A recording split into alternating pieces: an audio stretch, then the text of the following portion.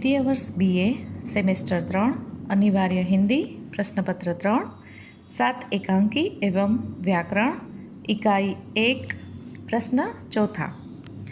एकांकी के तत्वों के आधार पर पृथ्वीराज की आंखें एकांकी की समीक्षा कीजिए, अथवा पृथ्वीराज की आंखें एकांकी का मूल्यांकन कीजिए, अथवा रंगमंच की दृष्टि से पृथ्वीराज की आंखें एक सफल एकांकी है, यह स्पष्ट कीजिए। इसका उत्तर है रूपरेखा। इसमें पहला प्रस्तावना, दूसरा एकांकी के तत्व, तीसरा पृथ्वीराज की आंखें एकांकी का मूल्यांकन और चौथा उपसंहार। इनमें पहला है प्रस्तावना, तो उसमें देखते हैं कि पृथ्वीराज की आंखें हिंदी के सुप्रसिद्ध एकांकीकार डॉक्टर रामकुमार वर्मा का सफल रंगमंचीय एकांकी है। एकांकीकार ने भारतीय इतिहास के अत्यंत चर्चित पृथ्वीराज के चरित्र का विश्लेषण करते हुए पृथ्वीराज के धनुर्विद्या का वर्णन और अंत में पृथ्वीराज के शब्दवेदी बाण से शहाबुद्दीन गोरी का वध होना लिखा है।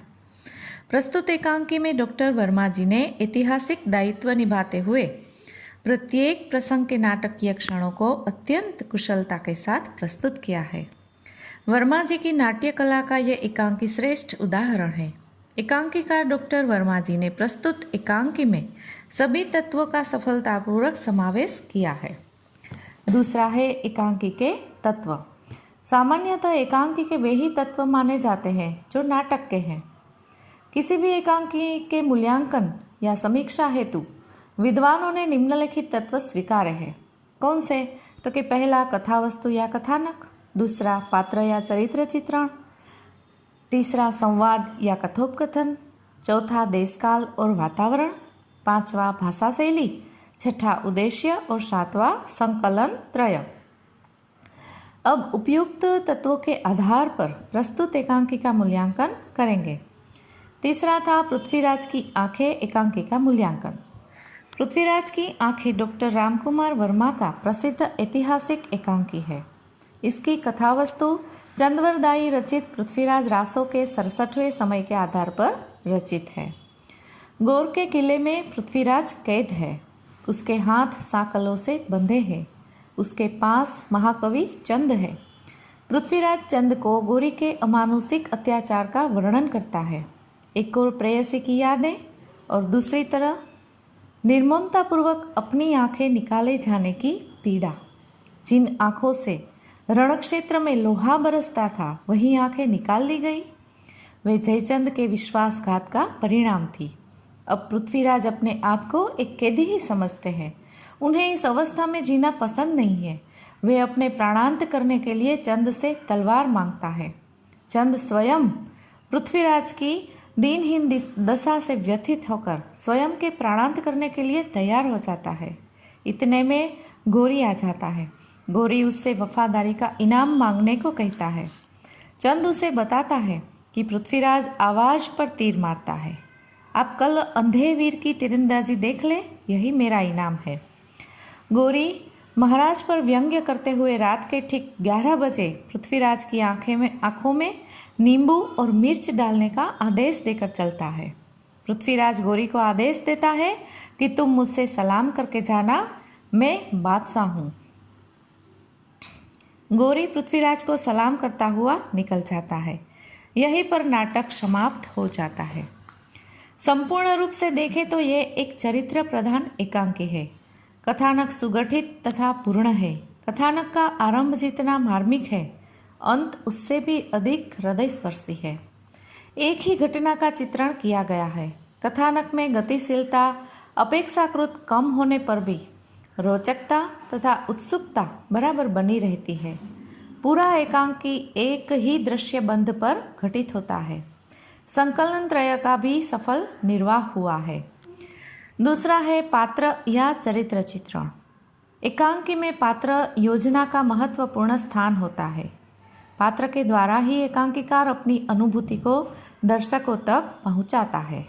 उनकी गतिशीलता तथा सहजता एकांकी को जीवंत और यथार्थ बनाती है। एकांकी में पात्रों की संख्या कम होती है। किसी एक या दो पात्रों के द्वारा कथा वस्तु या गठन किया जाता है। प्रस्तुत एकांकी में इतिहास प्रसिद्ध चरित्र पृथ्वीराज चौहान का चरित्र मुख्य है। पृथ्वीराज की वीरता, साहस तथा आत्मसम्मान को चित्रित किया गया है।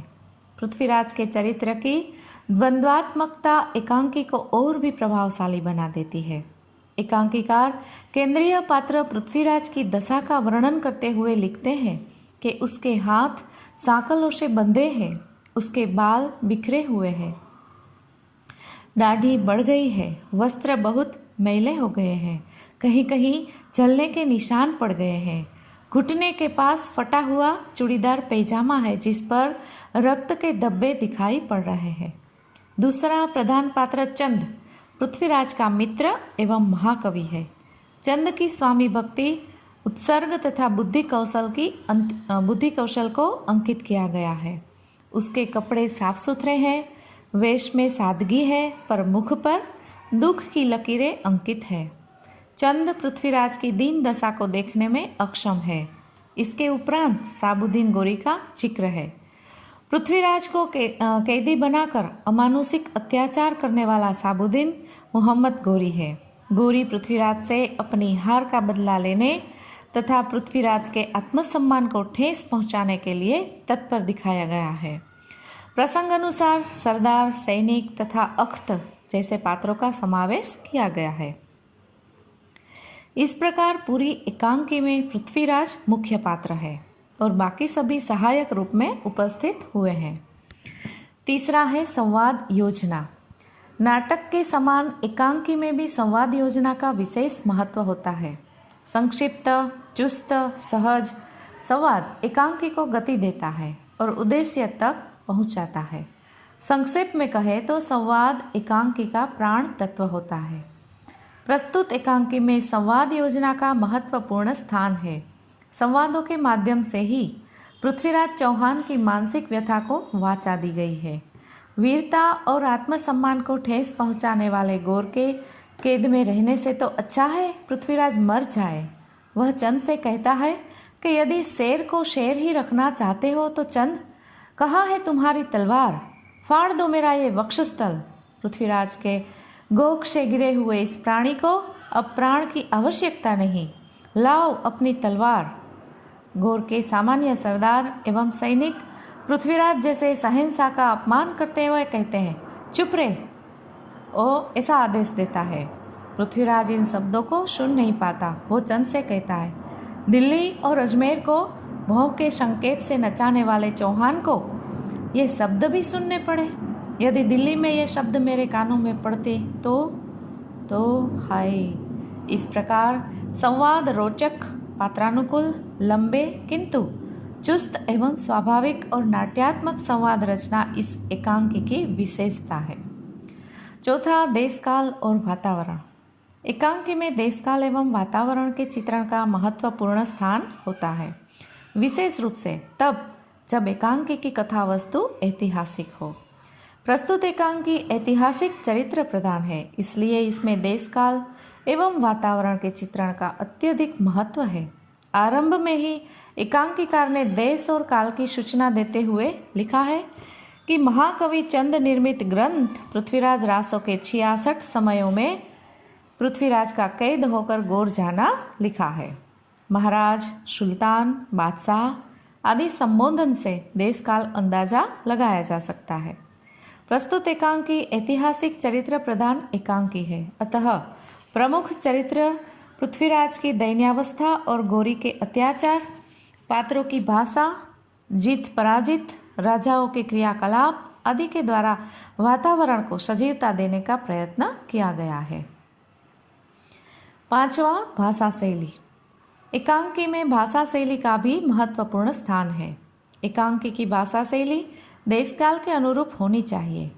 भाषा का प्रयोग पात्रों एवं समय के अनुरूप किया जाता है। काव्यात्मकता एकांकी की विशेषता है। पृथ्वीराज की भाषा भारतीय शासक के अनुरूप संस्कृत निष्ठ है, जैसे जिह्वा, उन्मेष, व्याघ्र, दैत्य, रक्तवर्ण, मलिन आदि। जबकि गौर की भाषा में अरबी फारसी शब्दों का प्रयोग अधिक हुआ है, जैसे खुदकुशी, तमाशा आदि। गौरी की भाषा में व्यंग्यात्मकता नजर आती है।